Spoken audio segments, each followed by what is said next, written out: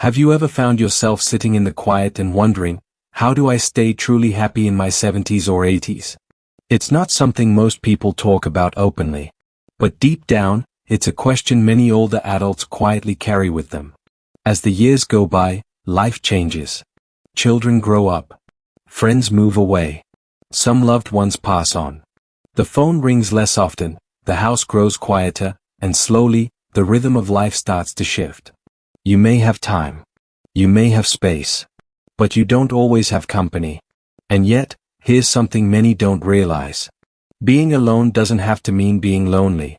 In fact, this chapter of life can become one of surprising peace, clarity, and even joy.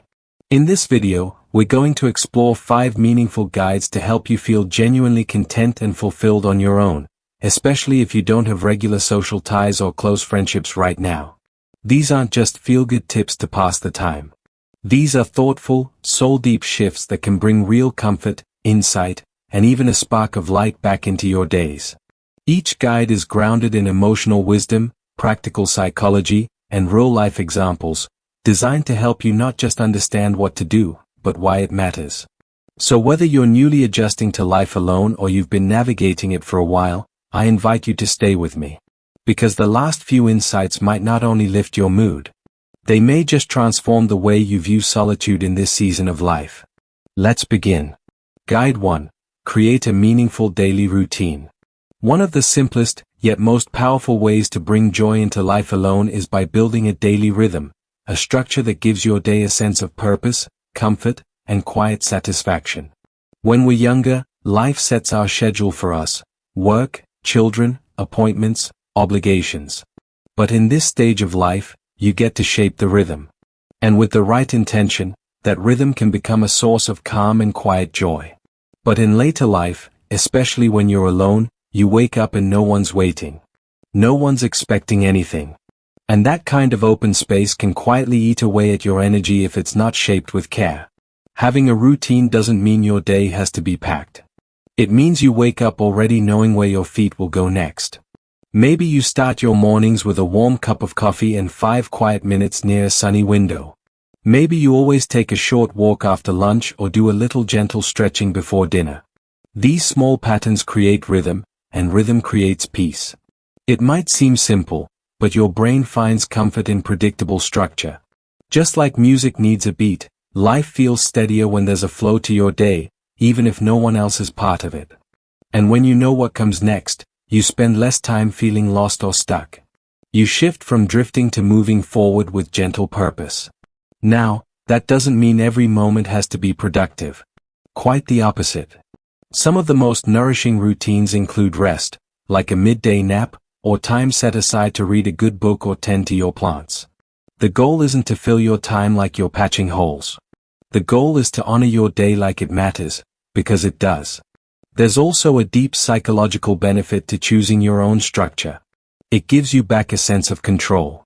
When you decide how your time is spent, even in small ways, you're reminding yourself, this is my life. I still guide it.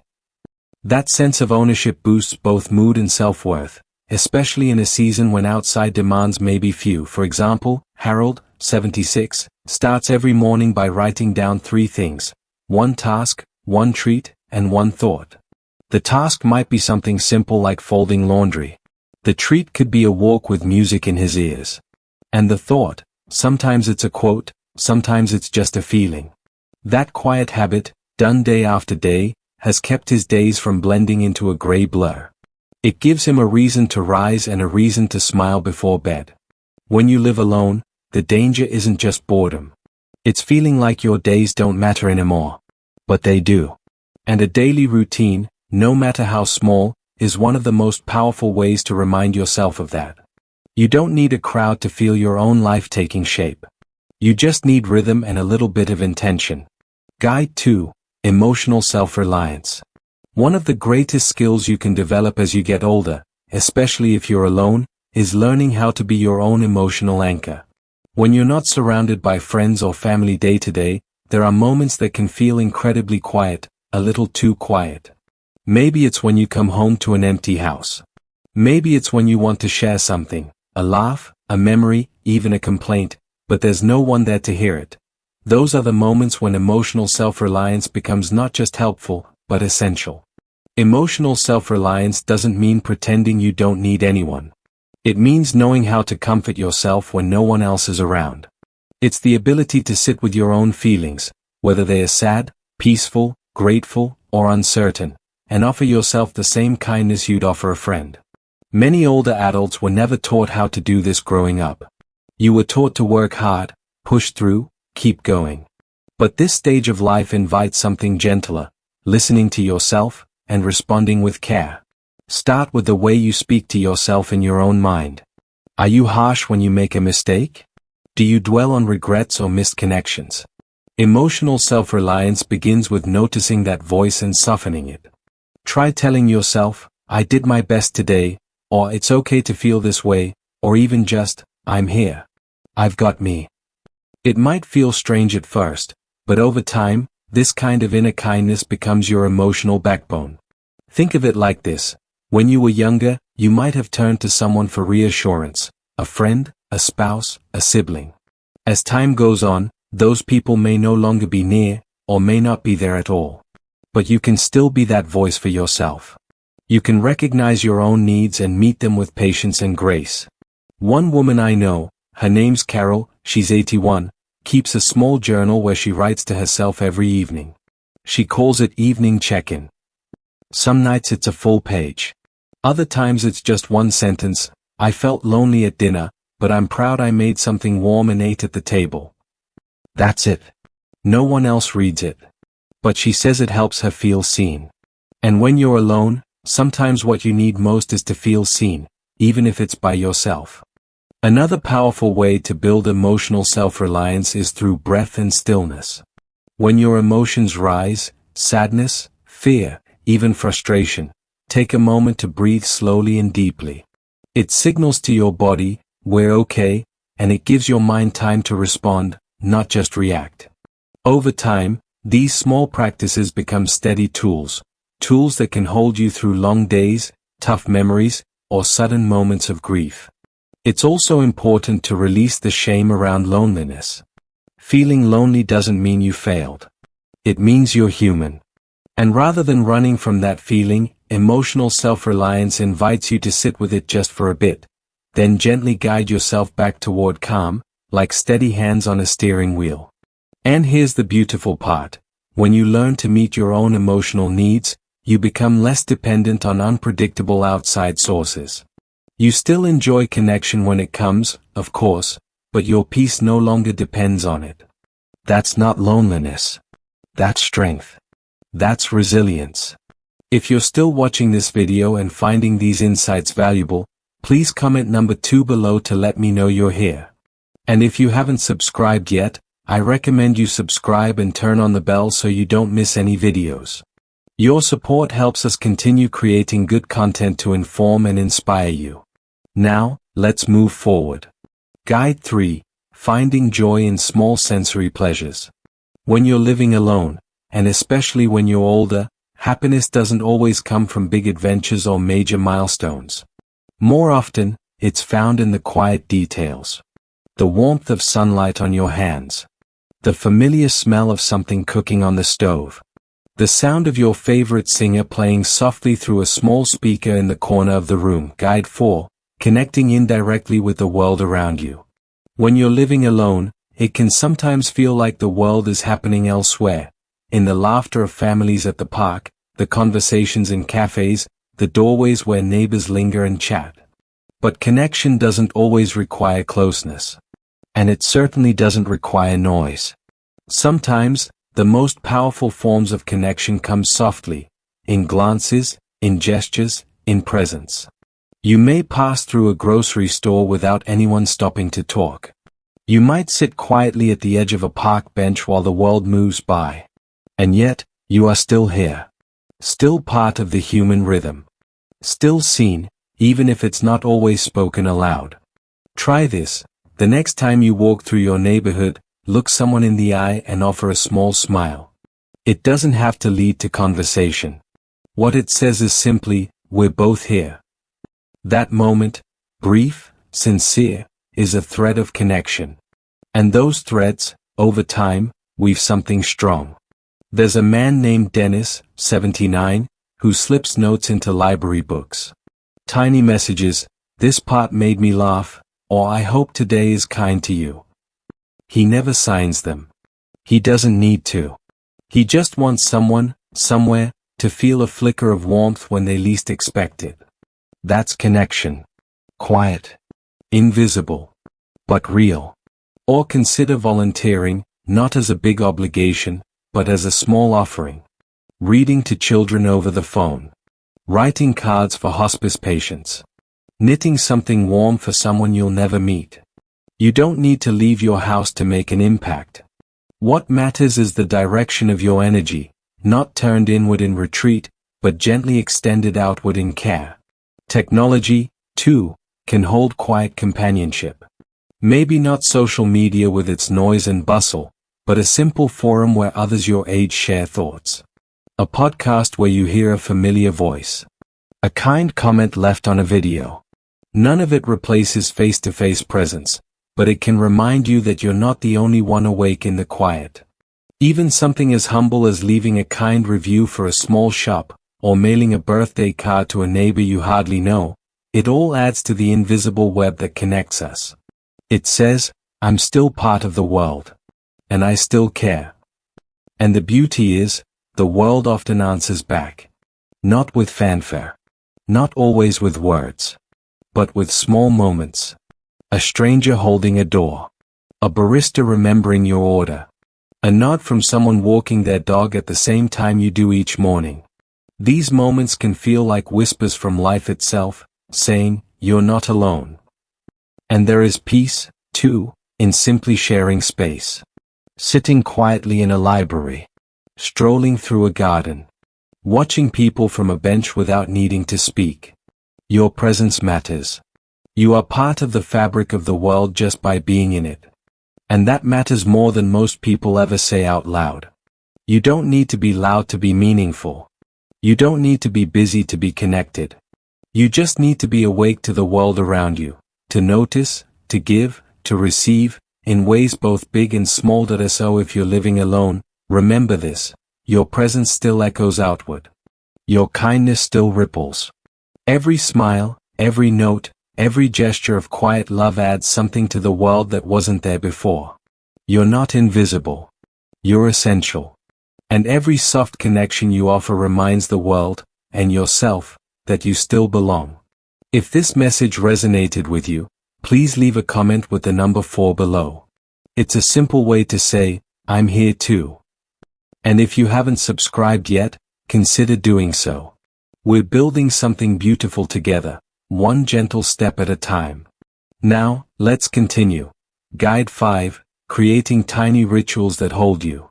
When you live alone, the days can blur, morning into afternoon, weekday into weekend. Without someone else's footsteps, routines, or interruptions, time stretches wide and quiet. That silence can be peaceful, but also hollow. What helps is not just structure, but ritual, small, sacred moments you create and keep, not because you have to, but because they nourish your spirit. A ritual is not a chore. It's not about efficiency. It's about presence. It's a way of saying, this moment matters. I matter. My life is worth honoring, even in its quietest parts. It could be as simple as lighting a candle before your morning tea. Not for light, but for warmth, a flicker of intention in the gray. Or playing the same piece of music as you wash the dishes each night, turning a task into a dance of memory and rhythm. Maybe every Sunday, you write yourself a note, a reflection, a hope, a line of poetry. You slip it into a jar, not to reread right away, but to build a record of your tenderness toward your own heart. Like planting seeds of kindness to your future self. Some people keep a gratitude bowl, dropping in little slips of paper with what made them smile that day. A bird at the window. A warm sock. A phone call. These small noticings become proof, my life is still full. A woman named Estella, 83, begins each day by watering her plants and naming them out loud.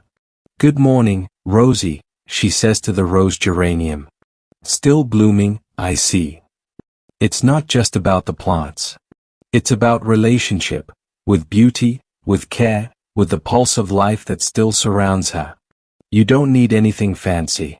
Even the act of opening the curtains each morning with a soft whisper, "Hello, day," is a ritual. An offering. A promise to keep showing up.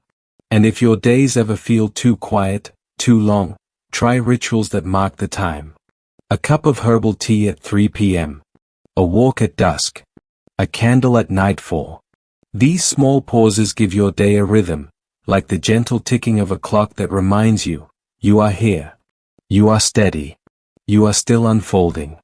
And don't be afraid to make your rituals a little odd or whimsical. They are yours, after all. One man I know hums a lullaby to his cat every night before bed.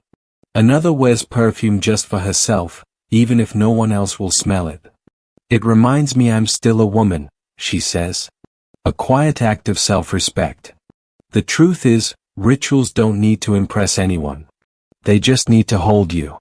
To give your life a shape that feels kind. To make the everyday sacred again. And slowly, they become a thread, a lifeline, not just to structure, but to meaning. They remind you that you are not just passing time. You are living it. So ask yourself gently, what could I do each day that feels like a gift to my spirit? Start there. Keep it small. Let it grow.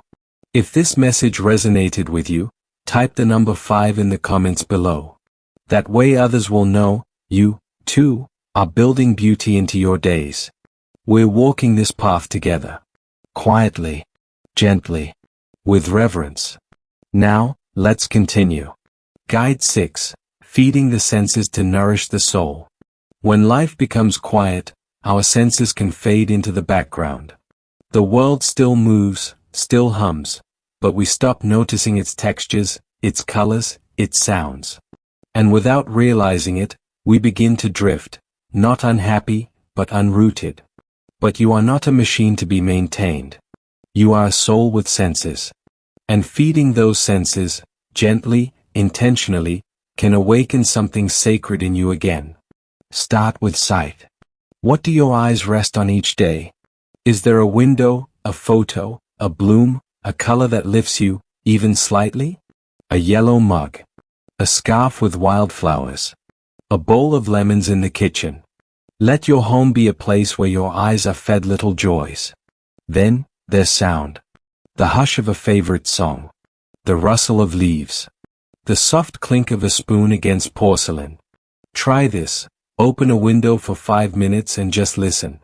The world speaks in birds, in breezes, in distant footsteps. Let yourself receive it. Smell is memory's oldest friend. A drop of lavender on your pillow. Fresh bread. A bar of soap that reminds you of your mother's hands. Don't underestimate the power of scent to soften the sharp edges of a lonely day. Touch, oh, how we forget it. Wrap yourself in a soft blanket. Rub lotion into your hands slowly, as if you were comforting someone else. Let your feet rest in warm water, not for any reason but kindness. You deserve gentleness. And taste, even if you live alone, make something delicious now and then. Not fancy. Just something you enjoy. A ripe peach. A cup of cocoa. A perfectly buttered piece of toast. Eat slowly. Let it matter.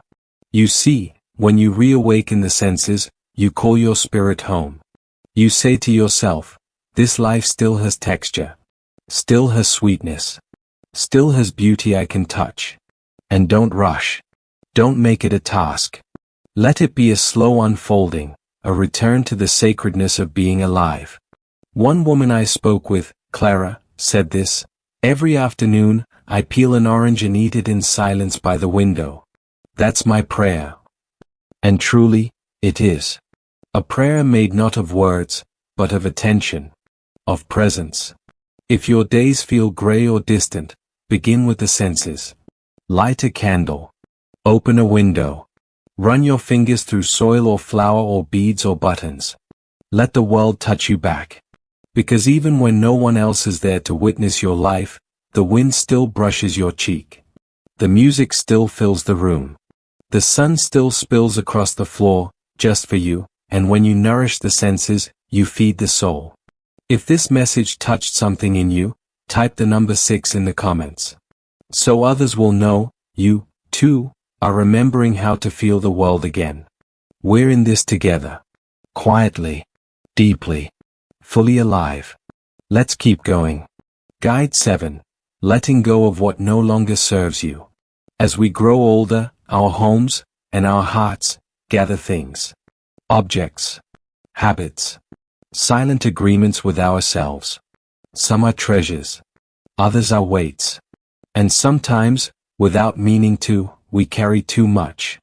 But here's a truth, spoken gently. You do not have to keep everything to honor where you've been. There comes a season, not of forgetting, but of releasing. Not everything you've held on to still belongs in the present version of your life.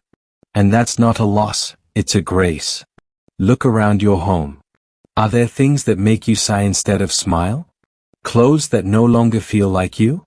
Books you once meant to read but never will? Gifts kept out of guilt? They've served their purpose.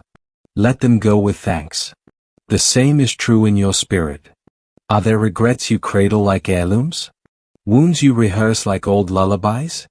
Expectations you still try to meet for people who are no longer watching? You have permission to lay them down. Not because they didn't matter, but because you matter more. Letting go isn't an act of weakness. It's an act of wisdom. A quiet declaration. I will not be defined by what I've outgrown. One woman, June, told me she finally gave away the good china she was saving for guests that never came. Now I eat toast on it, she laughed. It feels like a party, just for me. That's the spirit. Declutter gently. Not with harsh judgment, but with reverence. Light a candle. Open a window. Let your hands bless what leaves, and bless what stays. This is your sacred space. Your sanctuary. Let it reflect who you are now, not who you used to be, or who someone else expected you to become. Let go of the weight. Keep only what warms you, feeds you, brings light. And the same goes for your thoughts. If a belief no longer brings peace, question it. If a routine no longer brings purpose, change it. If a memory no longer brings love, release it to the hands of time. You are allowed to be new. Even now. Especially now. If this message met you where you are, type the number 7 in the comments. So others can see they're not the only ones learning the beauty of release. Together, we are shedding the unnecessary, to make space for the sacred. We're not done growing. Guide 8, creating beauty around you, even in small ways. When you live alone, your space becomes more than just a place to be, it becomes a mirror. A quiet reflection of how you feel, how you see yourself, and how much tenderness you offer your own life. And here's the gentle invitation. Create beauty, not for others to admire, but for you to dwell in. You don't need expensive things or perfect taste. You only need intention. A single flower in a jar by the window. A lamp that casts a warm, golden glow in the evening. A tablecloth that reminds you of summer. These small choices whisper to your spirit, I am worth the effort. A woman named Teresa, 77, keeps a little bowl of smooth stones on her coffee table. She found them on walks over the years, each one holding a moment, a memory, a quiet joy. They're not much, she said, but they make the room feel alive. That's the power of beauty. It breathes life into spaces that might otherwise feel silent. It transforms routine into ritual. It says, this is my home, and I belong here. Try lighting a candle before dinner, even if you're eating alone. Pick a table napkin that feels soft in your hand. Open the curtains fully each morning, even if no one else will see the light but you. And if you've stopped decorating, stopped rearranging, stopped refreshing your space because no one else will see it, pause and ask yourself, don't I count? Yes, you do.